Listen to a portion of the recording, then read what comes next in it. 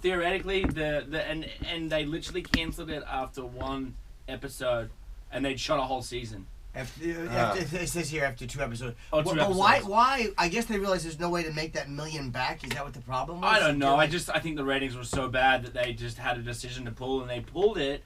And I think after American Idol finished, he tried to. A lot of companies, NBC, Fox, they all gave him primetime spots to do talk shows or game shows, and nothing really stuck. And I think he was. Speaking of pulling shit, you fuck trannies? Who doesn't? Everybody in the room except you and me. It's 3-2. We're out number 3-2. We have better stories. As far as we know. Yeah, we don't. There's a huge possibility we could have gone there. Me and Michael just have never. I don't know about Michael, but I reckon you might accidentally got there, just wasted and probably got a blowjob from somebody. In Europe somewhere, it's a possibility. I mean, how much of a possibility is it? It's not that big. It's not as big as you think. I'm talking about it was tiny. They're all lying. I know, right? Is that what it is? Just nobody tells the truth? Look at Sam. Look at this smile. Sam, have you done it? No, I haven't done it. I've been with the same girl since I was 22. Yeah, but he just yeah, exactly. That makes you perfect to go down to the taco stand on Santa Monica and get a hand. Oh by Las Palmas. That's where we were last night. That's Hollywood Center Studios. I shot at midnight last night, and that's where we also shot Lucky Louie. And right there, I would go to do Lucky Louie, and this is 2006. And man, was it hard to get home. I was staying in Los Feliz. And, with Santa Monica right there, how do you not ride around and say hello to some of the young ladies? How long have you been in the training game for? Because you've only you started kind of peppering it in and joking about it. I've always joked about it. Yeah, because when I was on the Opie and Anthony show, I thought I caught a little thing right there, and I was like, did he make? But then it's Jim Norton. He's making jokes. Right. And then it started to be like, oh, he's not joking. I think I did the same thing. I think I made a couple of tranny jokes, and people were like, yeah, Jason's like. Just being crazy, Jason again. Zany, he'll say anything. Yeah, that's how you do it. You slowly bring it in. Well, here they started working into bits, and then it was like there was so many bits that I was like, oh, we've kind of got a running transsexual theme here. There was the Dick Chicken thing. Right, because I was friends with some of them. Yeah, right. You used to have them around a lot. They used to be at every Ellis Mania. That's right. They won't. It's funny. I mean, they still are at Ellis Mania. They weren't the ring girls this year, but they were still there. I got a kiss on the lips, a big long wet one. Yeah, man, Foxy made out with me like 3 times. I'm like, man, I mean, I'm cool with it now, but she used to try and do that all the time when I was trying to hide that part of my life. Jace, how's it going? And I'm like, whoa. Nobody thought anything. She does that to everybody she knows. Did you see her and they're like, oh no, I hope she doesn't say anything to other people, or? No, I'd have him on the show. I never. Well, at that time, I don't think I'd actually hooked up with her, but I definitely was interested in it. I just didn't have time to get that to happen. Or maybe I had hooked up with her or one of her friends. I definitely had a transsexual experience. The first time I had a transsexual experience was in Amsterdam. That actually I was not into. That was when I was way younger, and I kind of felt like I was molested a little bit. I got a black transgender lady in Amsterdam, thinking it was out of a window. A black lady, yeah. Oh, that's where, yeah. Gave her the money, and then she started jerking me off, or whatever, and she starts to turn me around a little bit. I've told the story. It was, the suction thing, where she's like turning me around. I'm like, what is she doing? And I'm like, wait, she's gonna try and stick her fucking thumb in my butt? I'm like, I'm Amsterdam. I'm a pro skateboarder. I'm wasted. I'm like, thumb in the butt. And I'm like, I don't even know. I'm not sure if that's really gonna work out, lady. And then like she's like kind of poking me there, and I'm like, I don't really think that's going to work out. And I turn around and I'm like, whoa, she's got a thumb.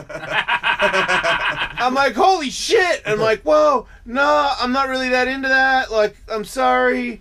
And I was just real nice to her, and I left, and everyone's like, hey, how's that one else? I'm like, they're all good. Everything's great. And just wrote it off. And then I told my girlfriend when I got back I was living in Canada, I cried when I told that story. Like, that lady fucked with me like I would have cried too out of my cock. You came home to tell your girlfriend at the time that you had just been molested by a tranny. Yeah. How'd that work out? Well, she knew it. She knew that. I mean, I was in Amsterdam. I got in trouble for cheating, but I kind of got out of trouble for cheating because I cheated and it didn't work out the way I wanted it to. So I kind of got a pat on the back and a spank on the wrist. Yeah, it was traumatic. Yeah. Yeah. You're being honest. It's nice. Yeah, but it wasn't. Yeah, so I wasn't always into it. It just sort of slowly started to go that way. And I've always had something, and it's weird because I did pick her. I didn't know it was a guy girl, but I did pick her. And then the next time was I was in my 20s, and I'd done a bunch of ecstasy, and I'd met a girl at dinner in front of a bunch of skateboard people, where you definitely don't want to let anybody know that. And I was still not aware of that entirely. I might have had a couple of things happen to me, but I was pretty sure I was just 100% straight. And as soon as she sat down, I'm sure I'm high as well, but she was super hot. And she looked at me and was like, I think that dude's super hot. So it was like an instant connection at the table. And we were looking at each other the whole night. And then the molly kicked in. And then I was just like flirting with her, obviously, at the table. Just a bunch of hot dudes. Everybody got wasted. Fucking asshole. And then I just left with her in front of everybody. So everyone could make up their stories on what happened. They don't know what else happened. But, I mean, it did. We actually she snuck me into her brothel because she knew people there. And then we fucked in there because I think she had a boyfriend. You know, it's weird. Like, I would say for me it was in early 20s. Before, like, at one times I really didn't know. There was a lot of times I didn't know. And it did freak me out when I first heard. New Brunswick cop told me. I would always check. You make sure that they're not dudes. So I would always feel the breasts. And make sure. I was like, let me feel your breasts. That's old school. But yeah, that was old school. Yeah. And then he goes, because these days, that won't help. Yeah. It didn't even help them because they had breasts. And he goes, yeah, but they get implants. I was really naive, and so I'm like, oh, it didn't occur to me. I was so stupid. And that was so you thought it was like really old school, like socks with rocks in it, just pretending to be breasts. Legitimately, I didn't. Yeah, I thought it would be just like a stuffed bra. She had an attraction to it, though. Oh yeah, like accidentally. I mean, but even on purpose in teen years, like Sulka. You remember Sulka, old school trans porn star? Yeah. The one that ate the shit. That I don't remember. No, that's Divine. You're thinking of the John. No, nobody had a thing for Divine. No, Sulka was like a legit porn star. No, but I knew. But I really didn't know when I was getting hookers in New Brunswick. Like I might have even been like 19 or 20. I had no idea. You don't get hookers now, though, right? Occasionally. You do? Occasionally, yeah. Man, on Friday, our new podcast comes out. I recommend you don't listen to it if you want to get hookers anymore, because this lady that came on was in that community, but she was what is it called? Well, we should clarify. She was born a woman. She's still a woman. Yeah, she's a woman in the prostitution. She's in the prostitution racket. Okay. Yeah, thanks for that, Monta. Well, look, I think maybe transsexual prostitutes. Look, I think that the ones that Jim's talking about that are around Santa Monica, I'm pretty sure that they don't have a pimp. You know, they're kind of running their own game over there. I think it might be a little bit different when you're and I've seen those ones. Those ones I will not pick up. I have not picked up. I have picked up a girl there before with my girlfriend, and it was a girl, and even that was pretty fucking rough. Are you talking about the sexual trafficking angle? Yeah. Yeah, that's something that freaked me out a lot. Because you can't tell which one. You might think that your one isn't sort of been pushed into this, but oftentimes from what this lady was saying, her name is Rebecca Bender. Yeah. People want to check her out, and yeah, she got caught up in a situation with a guy that was her boyfriend, and then all of a sudden he kind of turned her out, and she couldn't get out of it for years. Oh, okay. Wow. Yeah, that kind of that does freak me out about that. Let me clarify. Some of the pay per play stuff I've done has been with people who say are in the adult industry. Yeah. Oh, okay.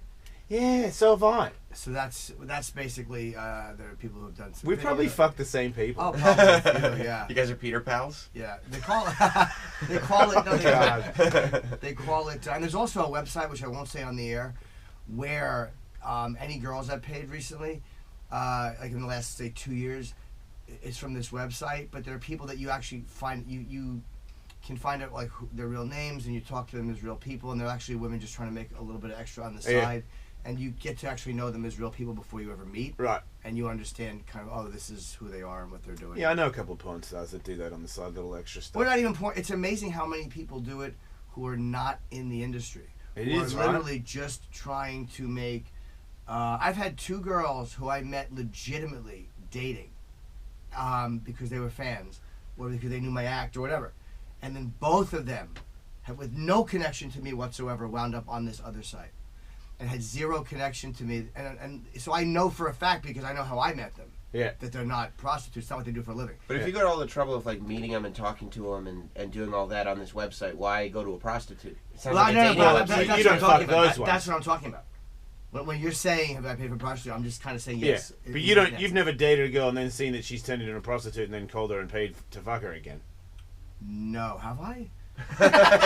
No. Okay. But that whole sex angle, it's funny, man. It's the whole human trafficking thing that freaked me out so much. Yeah, I had no idea. It's really it makes it very hard to do something like that and not think of it. So you will bang a fan though? Yeah, why not? Sure. I prefer to because they know me and there's nothing shocking about, oh no, she's going to Google me. You know how many times I've been on Ryo or one of those apps, a dating app, and all of a sudden they're like, I Googled you. I do a bit in my acting, but it's really true. They Google me and that's it. I'm fucking finished. Why would you be finished? You'd be a bonus. If you're just a dude and then it turns out the dude is Jim Norton, how's that a fucking bad thing? Too much sexual baggage. I've talked about too many things. People said they want honesty. A lot of very filthy stories. Yeah, a lot of them. Pop up very quickly. Yeah, they do. And they don't like that. They don't like that. Yeah, I never, because now I wonder if I was single, how fucked I'd be.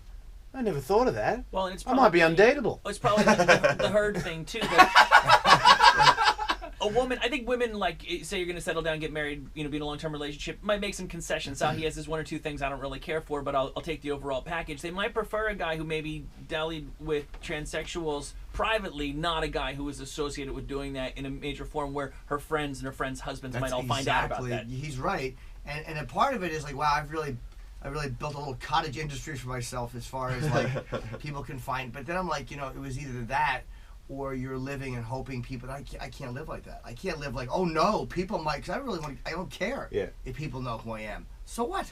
Yeah, that's yourself. how I am. Yeah. So it annoys me because everyone, I see so many ugly things that are under the surface for people, or secret things that are under the surface, and it's all about being ashamed. That's what everyone's afraid of, is being shamed. And it's like, I've always had that. I've had that ill in my stomach feeling if someone's gonna figure out who I am. Yes. And I feel like that would make me die earlier. The stress of I've literally felt a physical fucking like, oh my god, for someone might figure out who I am. I'm like, wait, I'm not murdering anybody. Like, I'm not like waiting around a corner to jump anybody and steal their money. Like, I'm actually not doing anybody any harm. Like, I might be doing myself harm. That's definitely happened a bunch of times. But to finally just be like, there's all kinds of things that I'm into. Like talking to Sam on his show before you guys united with all your fucking drama that I so want to get into because I so don't understand how that whole thing worked. But I felt, I don't know. I assumed a couple people heard it. I don't know how many people listen to Sirius. I don't know how many people listen to Sam's show or my show because no one would ever tell me. But it wasn't the amount of people that heard me say it. It was that I just said it. That I got it out. And I didn't really talk about it in too much detail on here because, I don't know, it never really came up that much. But Sam really poked and I really said a lot more than I'd ever said to anybody on radio. And it felt good. Like, I felt better after it. And I felt like even from that day on, I'm more inclined to just let people know. Like, I'll just say it. I don't mind. And if someone's like, later on, they'll be like, well, that's a bit weird. I don't want to hang out with that guy anymore. I'm like, that's okay, too. Right, just don't then.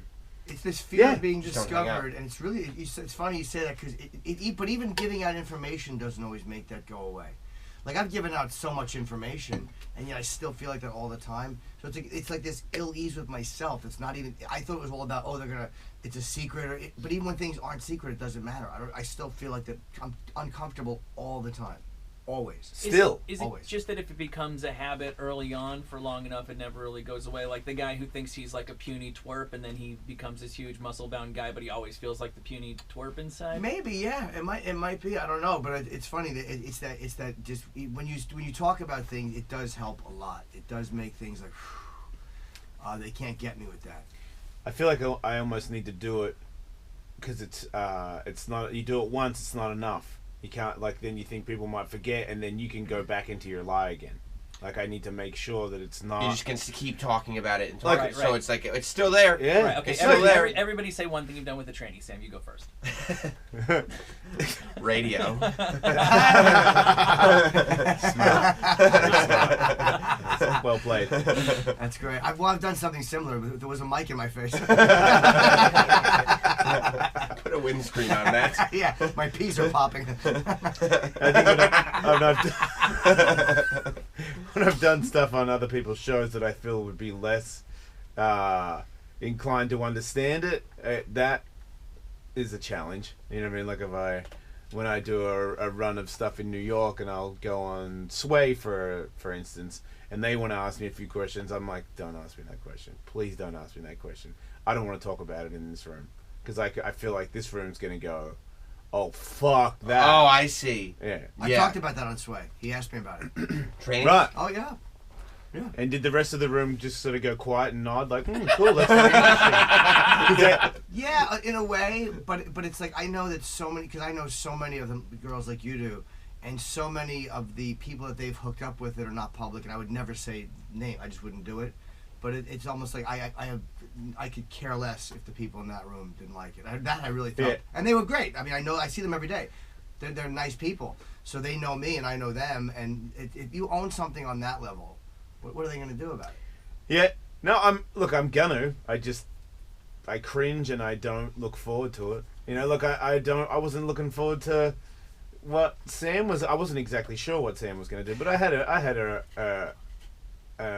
an idea that he might poke around there a little bit, and I sort of had come to the point where I was like, you know what, I am fucking sick of whatever you think. I'm sick of it. I don't care anymore. Like I obviously do a little bit, but because otherwise it wouldn't affect me at all. So I do worry about it. It's like I feel like it's the show. Like you're an egotistical maniac who's the most insecure person on the planet. So it's two people. I'm like, I want everybody to listen. I'm like, if you don't listen, fucking enjoy your life. Who cares? Right. I want to be the champion of the world. I don't want to be the champion of the world. I just want to fucking be happy. Like, just weaving in and out of bullshit all day. I'm fucking super gay. I'm not gay. I'm not gay at all. Fucking. Yeah. But it's weird. But the feeling like a liar is worse. Yeah. Okay. Feeling like a liar or a fraud is worse than any embarrassment of anybody. Yeah. You know what I mean? Like, because you have to live in that always. Yes. It's not just in a room. It's just with you all the time. Feeling like, oh no, they're gonna find it. I had one girl. I've told the story in the air, trying to blackmail me just through dirty fantasy. She was a girl I had just blown me once or twice years ago, and she wanted me to start sending her money, and I didn't have the app that she wanted. Yeah. I'm like, oh, I'll do it this way if you want. Like, I'll help you out. And she's like, no, do it this way. And she was being kind of cunty. And then she's like, okay, well maybe I could. She didn't know what I did for a living, and then she's like, well maybe I could. Send all your fantasies to your Facebook friend. I'm like, you really don't know who you're talking to. Yeah. Go ahead. Yeah. I'm a fucking pervert. Yeah. Everyone knows. Like, in that way, it's such a relief. It's like, it would be slightly embarrassing or even very embarrassing. Who gives a fuck? Yeah, chick put my dick on the internet to get back at me because I didn't want to go out with her anymore right when I first got divorced. I think she got like a bunch of free t-shirts from a company to do it too, like not even money. Yeah. And I remember thinking, you're doing that to get me back. And like the only person that cared was my ex-wife. She called. She's like, so did you see what's on Twitter? And I'm like, yeah. You've seen it. I'm like, yeah, I've seen it all the time. It's like hanging off me all day. She's like, it's on the internet. I'm like, my dick's on the internet. We're getting a dude putting M&Ms in it. At this point, who gives a shit? She's like, it is? I'm like, yeah. Like, there's no fun. And I'm like, it's actually quite a flattering photo. I don't mind it. There's like a blunt next to it or whatever. And I'm like, I don't care. Was your face in it or no? Nah, it's my hand. It was in the car, like with my hand with a blunt and my dick at the same time. Cause she's like, send me a dick pic. And I'm like, I'm driving. She's like, send me a dick pic. I'm like, fucking dink. Here you go. Luckily, no identifying characteristics on your hands. Yeah. Yeah, oh yeah, you can, unless I'm holding someone else's uncut dick, yeah, then either way I'm fucked. I don't care. But I want to get into this Opie shit because I know that you're still friends with Anthony. I am, yeah. Right. I've always remained close with him. It's funny, ever since I was on Sam's show, I never listened to the audio of you guys shitting on me. And I didn't want to because I felt like I deserved it, and whatever you said, I had it coming to me, and I don't want to be like, oh god, that was a good one or anything like that. So I listened to it, and I was like, I didn't even think it was that bad. I thought everything kind of made sense. You know, as I've already stated, I feel like I talked myself up a lot because I was insecure. So I want to, you know, I'm going to be the best. Like the best means, it always had to mean something to me to be the best. I don't know why. I'm trying to prove something to my dead father. I can't actually put my name. That probably is what it is, but a very insecure person always has to tell everybody that he is better than everybody just to prove it to himself. So I get how that would be very annoying, because if someone did that to me, I'd be like, what a fucking idiot. But I wouldn't now, because I don't want to be like Opie and Anthony, and I don't want to be at war with people, right? Especially people that are, I used to hate a lot of skateboarders. I'm like, we're one of like 50 people in the world that have this interest that we went that hard at it. How come I hate you more than almost everybody in the world? It gets exhausting. Right, yeah. And I'm like, man, if you're fucking 50 and you're like, fuck that guy, and like, for instance, I've gone down these rabbit holes recently where I noticed Opie has fucking Artie Lang on, and fucking the Stern thing, and I'm like, oh my god, like, why won't you guys talk? I know I get it. Howard probably won't. Oh, Howard probably. I don't think he will. Well, I think that's bitchy of him. I know that you're above it. I don't actually believe that. I feel like you're saying you don't want to talk to Ope because you don't want him to get a shout out again. I don't think his new thing to me is that he won't bring up anybody else in radio because he thinks one time I did, and now look how fucking big they got. That's how I think he sees things. So if I just never react to anything, then you'll just disappear. Kind of like when a creepy girl keeps texting you, and you're like, right. If you tell her to fuck off, that's the worst thing you can do. Sure. You have to not say anything. So it's a little bit, it's the smarter way to handle things, but I don't think by any means at all is he like above that and thinks, oh, I wish the best for everybody. Right, it's a constant struggle to not bring it up because big picture it's better, but all you want to do because it's just consuming you. I think so. Yeah, I would agree with that. I think that's probably true. I really think that. Yeah. But we'll never know because Right. he'll never do it because he's smarter than that. Right. But I do think that it's annoying. I mean, you love this game, and there's this thing where you've been together for such a long time. But anyway, they don't like each other, Opie and Anthony, and they leave. Right. And you're there for it. And I've even heard when I would go on there that you guys there was a thing where Opie and Anthony didn't like each other for a long period of time before anybody knew. Yeah, you could hear it at times. They were really good at just, it's a weird thing, man, in radio, as you know. It's you have a partner, and it's like if you guys are mad at each other, you have to communicate on the air the next day, and they were masters at it. Like, there's a lot of radio duos that don't get along, but O and A both really were good at just clicking on the air. They sound amazing on the air. They just were great at doing that. At times it would bleed through. And there was times where it even caught me off guard. And I'm in the room with them every day. And then there's times where it would catch me like, oh, okay. When they were on the air or off? When it would bubble up over the air, on the air. But it was really, Anthony was much better. Opie's not really good at hiding it.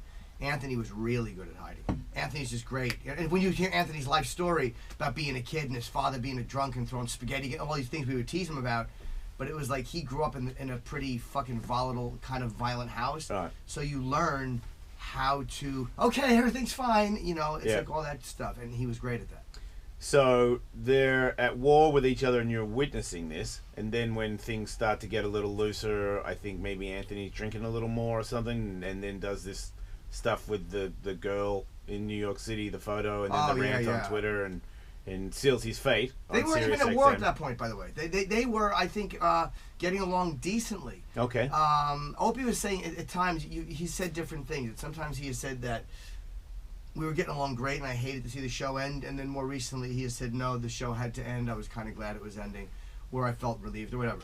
So I don't know exactly how they felt. I know the resentment between them goes back a long time. It goes back a long, long time. There's some things that you just don't forget.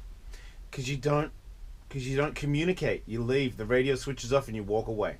You don't bring it up after the show. You don't hatch it out. Yeah, and that was why after Ant got fired, they didn't talk at all. For 2 years. For 2 years. And then now, because you've left Opie, he wants to be cool with Anthony again.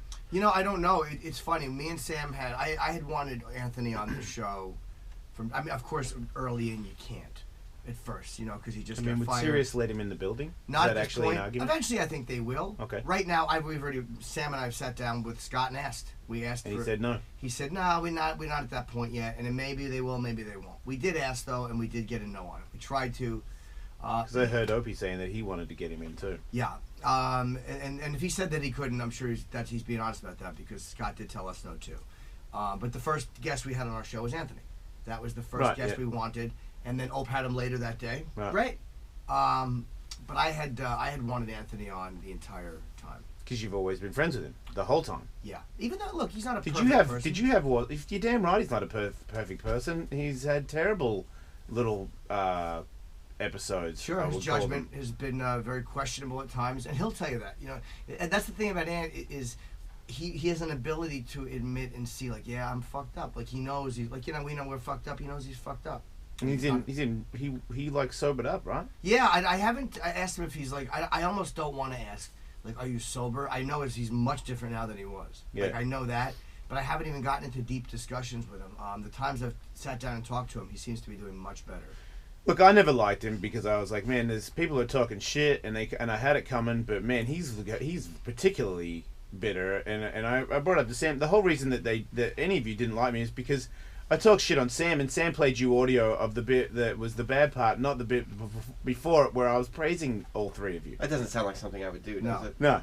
But it was, by the way, it was never that we didn't like you. I always liked you. It's not that not liking you as a guy. When I saw you at Metallica, I was happy to see you. Yeah. It's like you're a good dude, you're a funny dude, and then it's like when you feel like somebody doesn't like you first, it was like, wow, he doesn't respect us at all. Like, fuck. See, I thought I heard the book thing that I didn't thank you in the book. That was part of, not me. I know. Jim Norton never, but it was more for Opie and Anthony. And like a lot of times with Howard, there was a weird thing with them where there was that whole thing. But in that one, I felt like, well, especially Opie, because Opie was like, he loved you. And he was the one. Ant didn't dislike you, but Opie really loved you. Yeah. And Opie was like, no, I want Ellis on this channel. This guy's great, and blah, blah, blah. And then when he didn't get thanked, it was like I felt bad for those guys. I felt like, fuck, man, those guys really like Jason, and you didn't mention them at all. See, I didn't thank Howard Stern because I was on the Howard Stern show. I thanked Howard Stern in the book because I didn't want to be in radio until I heard Howard Stern. Right. It was like it wasn't a childhood thing. I want to say that because I was already a grown up. But when I left skateboarding to be in radio, the only reason that I even attempted to do such a thing was because I thought I could be like a Howard Stern type of guy. That guy's really cool. I wouldn't know who Opie and Anthony were if it wasn't for being into Howard. Right. Because once I started, because I'm from Australia, I missed the start of this whole thing. I watched the movie, and then I'm listening to the radio, and I'm like, oh, wait, there was a thing with who? They didn't like who? And I'm like, oh, okay, I'll listen to these guys, because these guys they got into a war, and they were number one in other areas. Right. I was not aware of any of this, and then I started to like them. But I called Anthony once because I realized that, I didn't, being put on the Opie and Anthony channel didn't register with me. I didn't really see it. I didn't get any. I never heard it. I never watched. I never listened to it. I never heard anybody say that they liked it. I felt like your show was completely different to my show because your fans just didn't like my show. I was like, we're just different kinds of humor. And our fans don't like our show. No, I think your show. I listen to your show. Your show and our show can be similar, a little bit more anyway than the Opie and Anthony show. I just think they were a little bit more. Look, this show's changed too. I think we were just, at one point I was like, what's the worst thing I can possibly do to myself? We'll do it on the radio, and people will listen. They won't change the channel. They'll be like, this guy's gonna fucking get eaten by an alligator. Like, why would you do that? Like a whole different. I didn't believe in just actually talking was enough of a talent to keep people listening. I was like, hit my fucking hand with a hammer. You know what I mean? See if I can take it. I'm like, why would this guy do that? I'm like, well, it doesn't matter why. It's just, will you change the channel? No. Okay, do it. There was some theories that were not when I look back on it, not the greatest theories of all time. Well, radio is so weird too because we have so many hours to kill. It's like when you're on the air and you got 3 or 4 hours a day to kill. It's just anything in life, the slightest slight becomes an issue because you're just talking it out on the air, and then all of a sudden it gets perpetuated and pushed forward. It's almost like if we had 10-minute radio shows, none of this stuff would ever manifest. No. But it's because it's a long form thing, and it's a fairly honest format. Your show is Opie and Anthony was. Howard, to a certain degree, is a very honest format. You know what I mean? It's like you just talk about what's going on. It's hard not to. Guys that don't, I don't know how they live. It's like, how do you just never mention it? Go to commercial. Yeah, I don't know how the fuck they do it, man. But anyway, the whole thing with I've remained close with Anthony. And Anthony's thing is that there's been times where Ant's taken stances I didn't like. I mean, with other guys. Like, he blasted Ralphie May. Ant's a guy who would just, when his stack comes off, he's like, that fucking cunt! Like, but it doesn't happen that often. Like, he's so, I think a lot of times there'd be resentments he would have from our show that I think that he couldn't come out on his co-host. That would kind of come out in other directions. He's never hated you though, right? No, I don't think Ant and I have ever had it. We've had mild disagreements on the air, but we've always been close. And then you and Opie have had disagreements. Many, yeah. But Opie and I before Anthony left? Yeah. It started with me and him, and our first one, because Opie and I were super close. Like when we were on WNEW. That's a long time ago. Yeah, that's 2000. Sam, you were like his buddy. Yeah. Like you were his prodigy. Yeah, for a Would period you of agree time. to that? Yeah, definitely. Buddy at least. Yes. First one. Yes. So you guys are super good friends. This is 2001, 2002. We were still Sam wasn't there in the afternoons. This was when we were still on terrestrial. Okay. And then we get fired, and Opie and I traveled. He would come to my gigs in like San Francisco and fucking Texas, and we would just travel just because him and his girlfriend had broken up. He was fucking depressed, and he was really skinny, and he was just traveling and hanging. And he was one of my closest friends.